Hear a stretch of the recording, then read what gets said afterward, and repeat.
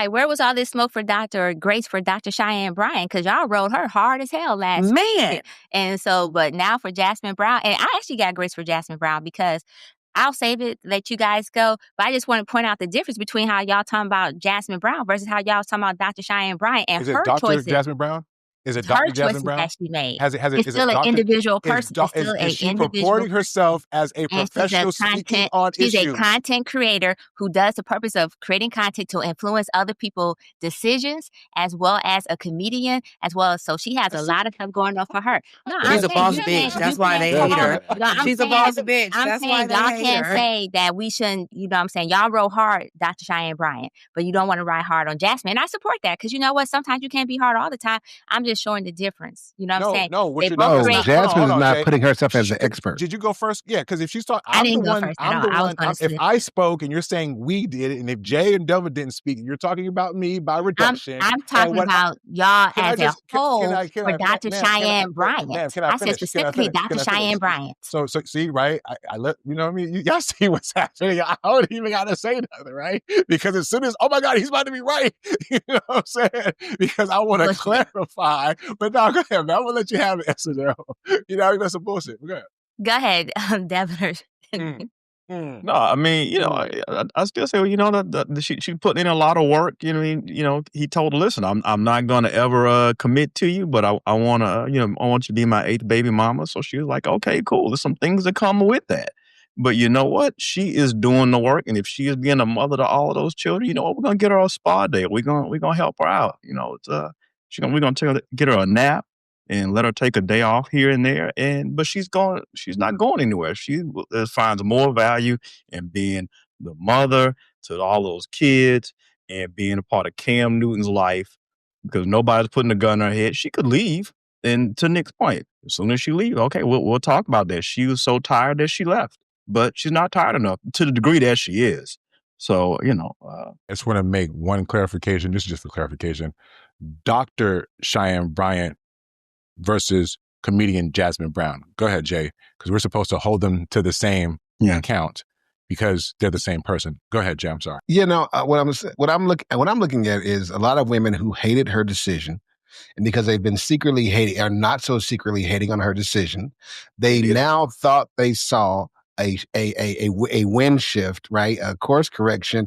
And they were like, oh my God, look at this. This proves, This proves that she wasn't, all she was doing is being authentic. Okay. Unlike Dr. Whoever, she wasn't purporting herself as an expert of anything other than her own life. And in speaking of her life, whereas months ago she was a happy servant, this month she's a tired servant. She didn't say I quit. Right? I respect her. I respect her for not doing what so many people on the internet do.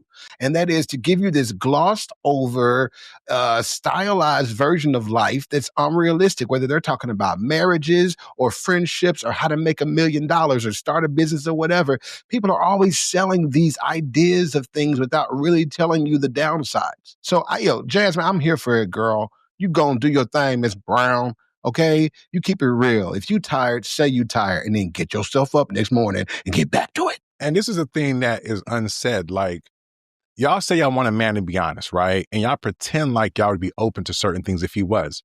But y'all end up showing yourselves to be liars, because when y'all see a woman who actually chose that option, y'all be so quick to judge her, right? That's how we can see past y'all bullshit, right? So I'm advocating for people to be honest. And apparently this brother was to the sister. The sister decided to accept it. And we're the ones on the outside complaining about this situation, but she seems content, at least enough to still be there. Like, make that make sense to me, right? So I get it. Because the thing is, when it's not something that y'all would do, especially if it goes against maybe the code, like, how dare you, girl, be okay with your man cheating in front of you like that in front of the world? I want to do with mine silently, privately. See the previous part of the show, right? Or for some of y'all prefer to keep your heads buried in the sand. I don't want to know.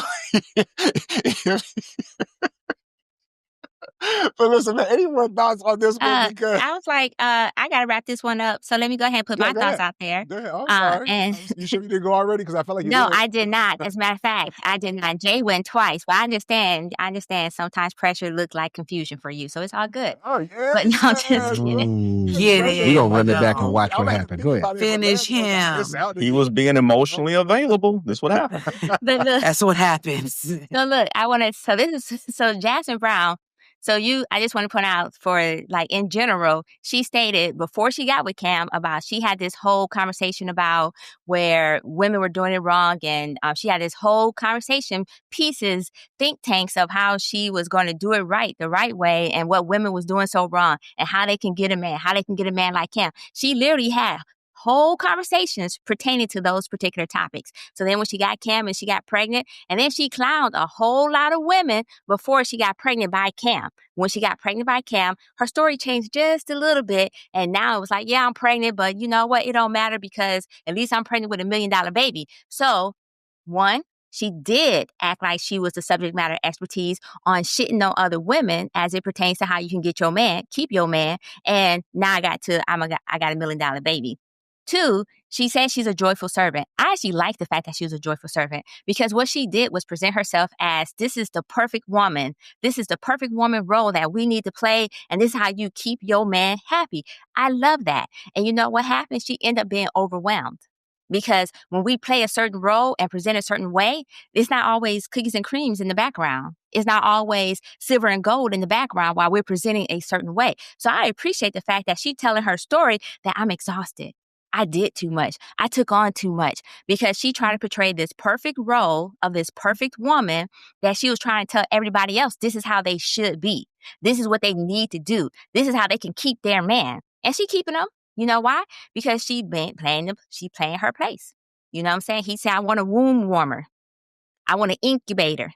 I want somebody who can cook, clean, and all that good shit. While I look for somebody who I may marry later on. Because he went on his own show and said he had no chance of marrying her. He's still looking for the woman he's going to marry. So I'm cool with her playing her role and knowing her place. Something that we talked about a lot, about women knowing their place. She knows her place. I support her knowing her place and playing her role. I also support the fact that she was transparent and that she was so vulnerable because there's a lot of women who are overwhelmed. And they're overwhelmed with 1, 2, 3, 4 children. They're overwhelmed if they don't have support. And that's what the real crux of the conversation is what type of support was she expecting? But in general, the larger conversation is what type of support can women expect in these relationships when they have multiple, a man who has multiple baby mamas and may have, or matter of fact, not even that, just in general, what type of support can women expect when they have children, right? And so I appreciate the fact that she brought that conversation up because it turns out as part of that red pill conversation, these women felt unsupported in their marriages. And that also was contributing to that rise of them stepping out of their marriage because, i.e. divorcing, because they felt unsupported. So she's talking about it as a girlfriend, not as a wife though, but as a girlfriend because she did not secure that ring as a girlfriend. And I support that because they're in a long-term committed relationship. So with that being said, Cam Newton said he's a provider. He's providing all day. That's what she wanted. She chose her poison. And matter of fact, I won't even call it poison. She chose the lifestyle that she wanted. She acknowledged that she's exhausted from the lifestyle that she wanted, and I hope she continues to support and play her role in the lifestyle that she wanted. For those women so my advice to women who was not expecting this particular lifestyle, i.e. having kids and whatnot, and having a man that did not support them or whatever the case may be, but they're still providing, that's when you need to have discernment and figure out what you're going to do, how far you're willing to go, and when it's time to renegotiate, as the guys were talking about, renegotiate in that particular relationship. So I'm all for it. I think that's a perfect way to land.